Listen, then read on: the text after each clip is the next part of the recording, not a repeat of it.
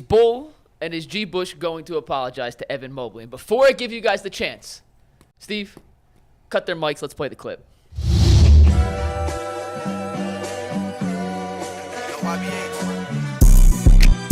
And let me tell you something. You sure you want to say that? These great defensive players they have, Mobley and Okoro, they're frauds. Now, you know you was dead ass wrong, bull. They're frauds because when they play good players, there was nothing. They both got completely bullied. No, that's by not. themselves. That's Incorrect. You don't have a go-to post move. Kool-Aid Mafia my ass. You wrong. When they throw you the ball on the post, you can't do a simple jump, a drop step. Wrong. Your jump hook is not there. That's cap right there. You miss layups and chippies.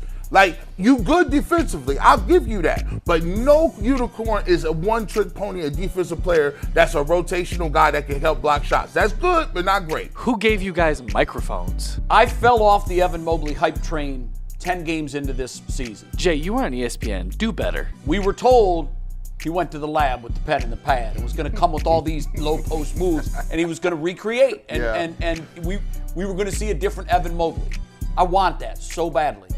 And I really didn't. I saw the same guy. Wrong. Evan Mobley, to me, the ship has sailed. You sure you want to say that? All the hype you guys have been doing about Evan Mobley for 3 years, I'm completely out on Evan Mobley. You want to keep bashing this guy? We've overestimated, we've overvalued the talent that these guys actually have. We made Mobley be unicornish. Wrong. There was nothing about his offensive game that's unicorn. That's cap. He's just a guy. That was cap. We understand it's just one game, and we reserve the right to come back to this exact couch and apologize after Game 3 if Evan Mobley sucks. But today, Bull, J, G, you suckers were wrong. That hits hard, guys. That was, first of all, that was fantastic. Great job by Mike and you guys. I don't know, well, all of you, because you were all part of it. It was great.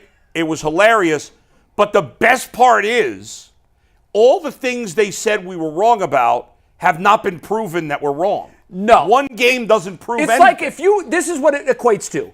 If Austin Hedges hits a home run, which he did. Right. Yes, he did. We're going to take all the bull, taking a hot steaming dump on Austin Hedges, and then show his home run and say, Bull, you got that wrong. Yeah, right. Austin Hedges is a power hitter. I got two things. It's got to happen every night. We're talking superstar here. That's right. Y'all sneak dissing. Here's the thing, y'all sneak diss. And first and foremost, just because Kendrick Lamar lifted his copyright on that, don't act like y'all can play regular music. Now they're doing their own diss tracks. Now they do. Yeah. Do. Listen, hey, I know you had something to do with that, Earl. That's the hottest track in the street right now. I'm smiling as if I had any clue that was Kendrick Lamar. Now listen, let you play that. Wait, you're not up on the beef? Definitely. No. I am up on the beef. Okay. Yeah. Let you play some copyright music next week when Steve is in Atlanta. You gonna get a phone call and a cease and desist. Don't get cute.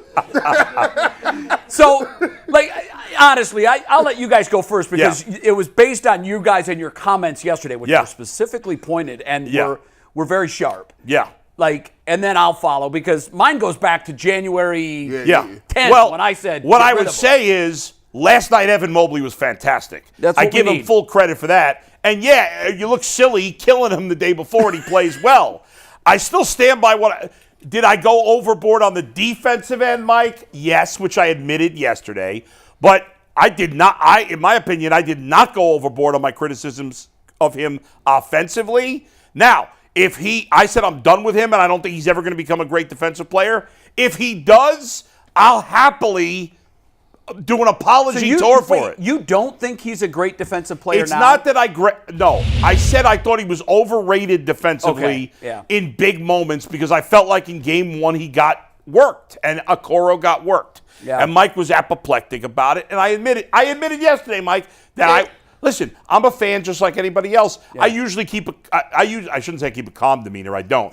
But I'm usually level-headed. I'm level-headed with my takes usually. Yes. But I was very emotional about it because I want this series to be fun. And after game 1, I was like, this series is going to suck. It's not going to be fun. Well, now I feel differently. We'll see what happens. But last night was a lot of fun. So I crapped all over Evan Mobley. And I'm happy, as I'm sure you guys are, that at least for one day, he stuck it back at us. Thrilled. G. Bush. Listen, this is out of pocket. This is crazy. Wait, what is the video? The video. The video was awesome. I love the video. G, real quick, when I texted you, Bull, hey, I'm running late. I got a bunch of stuff. I spent more time editing that this morning than I What spent. you mean? Yeah, I'm anything in a sure. long I time. figured. Yeah. Because Mike has never said that to me ever. You I was don't think. editing that at dinner last night.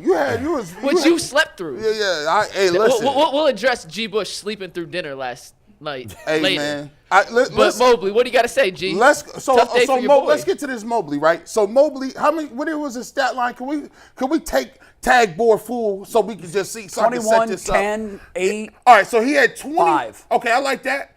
He had 21, 10, and 5, right? Now, if you're going to do a montage, you got to have montage stats. They act like he came out here with 45, 26, and 8, like he was LeBron. Right.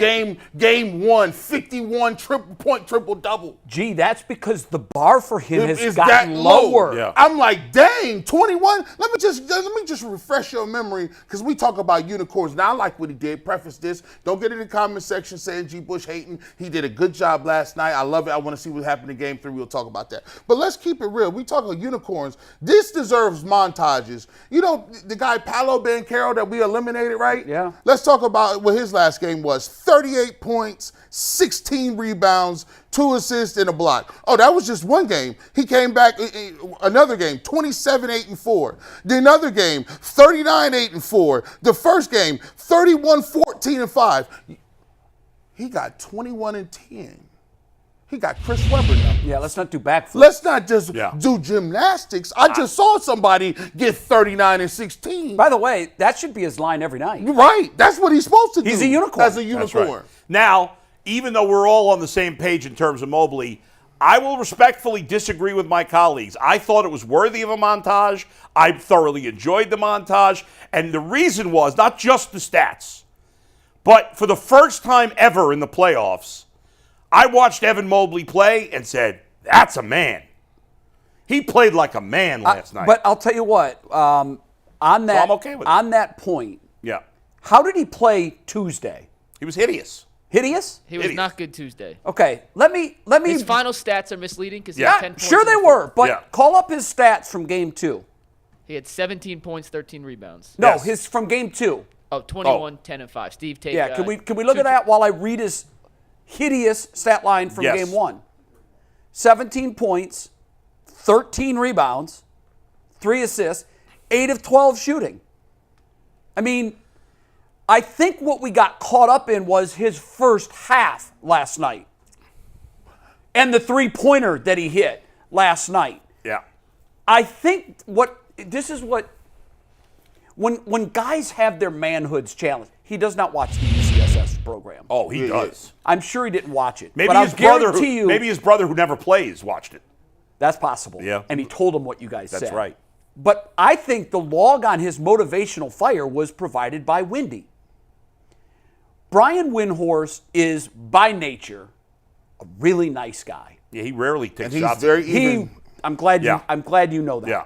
I worked with him for over a decade. Yeah. I know him personally. I know him professionally, and I'll tell you, there's very little difference between the two. Yeah. A lot of guys I can't say that on. A lot of Skip Sure. personally and professionally, there's a chasm. It's the widest gap between anybody I know professionally and personally. Right. But Windy is who he is, both on Twitter, on the main screen, and on digital, and when he writes. He's the same guy. He took a shot, and I'm guessing that Evan Mobley read that tweet. Mm-hmm. Then he reread that tweet. Then he was asked about that tweet. Then he was asked about that tweet again and again and again. And he had the power of a nuclear power plant in his chest when he came out for Game 1. What it tells me is what I've said about him all along. He lacks the natural internal fire to be great. The Kobe fire. The unicorn fire. Let's just call it what it is. I'm glad that you didn't get me disparaging Evan Mobley's game. I have consistently said this. Evan Mobley's a nice player. He's a good player. He's a nice player. There are times where I watch him and I'm more frustrated watching his game than anybody else in the NBA because of what he was supposed to be. And Wendy nailed it. Wendy got it exactly right. I keep hearing. That's how I started my trade him rant in January. I keep hearing this guy's a unicorn and he's going to change my life, and I'm waiting for it. Yeah. And Wendy, now I know he's young. I get that. And I know he plays a position that mandates you have a man body. But Kevin Durant didn't have a man body after coming out of Texas, and he had that game. He's had years to work on the shot. We haven't really seen it. He's still afraid to pull the trigger. What we saw in the first half last night from Evan Mobley is what we should see from him every single night, because he can do it. Right. Which makes him even more frustrating. I hope we'll see it more. I know Mike believes. Mike, if you want to comment, you think? Yeah, I was just saying, I'll die on this hill, and I am an Evan Mobley apologist. I admit. I am 95% sure that it's all mental with him. He has the physical tools. I agree. We've seen it, and we've seen it in spurts. The last night's first half was a great example of what the full potential of Evan Mobley can be. I think he gets in his head too often, and he lacks confidence, which is why you see so many pump fakes in the paint. He's still growing into his body. I referenced he reminds me of Bambi at times last night on the postgame show, which I still think is applicable to how he navigates certain situations. Yeah. But for him, it's not physical. For him, it's mental. And I thought Let me ask you this. Would you throw in the mental? Because I think it's an interesting category. Physical, I think he's there. He has to get stronger. But yeah, he has to get bigger and stronger. But, I mean, his physical skill set outside of the three-point shot, it's there. It's all there. When you say mental, are you including this? Part of it. I don't think he'll ever be a dominant offensive player. I don't think he'll ever be a guy who, with 12 seconds on a shot clock, you say, Evan, we're down one, we're going to run something through you. But part of his offensive game we don't talk about enough. And it was on full display last night. His assists. He's a really good passer. He's really good passer. And the Cavs, and I tried looking into this morning, I couldn't find any definitive number to back it up. Yeah. It feels like when the Cavs attempt to run offense through Mobley early, he's more engaged. And when he gets a chance to play make, he becomes more aggressive as a scorer, too. Remember when Brad Sellers was a regular on the show, one of the things he constantly talked about was how during his run with the Bulls, they would have games and nights where they would say, okay, first trip down the floor, get it to Brad. They used to do it for Kevin Love. They did it for Kevin Love here as well. It's getting him to the table to eat. You know how sometimes, those that haven't raised kids don't know this. You might understand this. I know when I was raising Corey in particular, getting him to the table I needed an act of Congress, because whatever he was doing, he was all in, focused, playing, whatever it was, outside. Once I got him to the table, I couldn't get him to stop eating. And it's the same concept with Evan Mobley. Get his ass to the table by the 10-minute mark of the first quarter, and then let him keep eating. And what slowed him down was halftime. Yeah.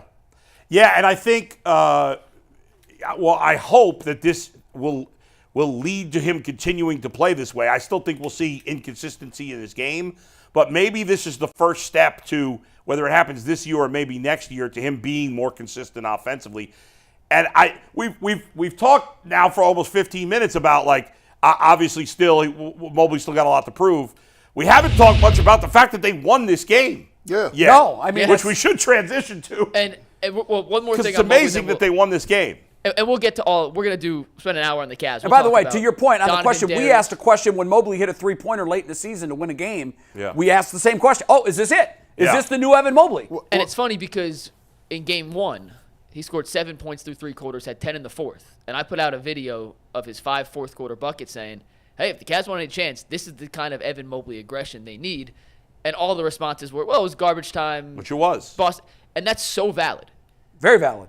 But confidence is a crazy thing, and you don't know exactly what can spark confidence. That's right. And sometimes as a hitter, Manzardo, we saw it happen in baseball. You see it happen in football all the time. We hope Deshaun has a great game, and that starts to build upon great game after great game. Evan was aggressive. He saw his offense worked in the fourth quarter against, and once again, I'm not disagreeing, garbage time Celtics defense where they were giving him shots. But sometimes you just need to see one or two fall to have the confidence to go back and attack and attack and attack again. And the aggression in the fourth quarter did carry over to game two.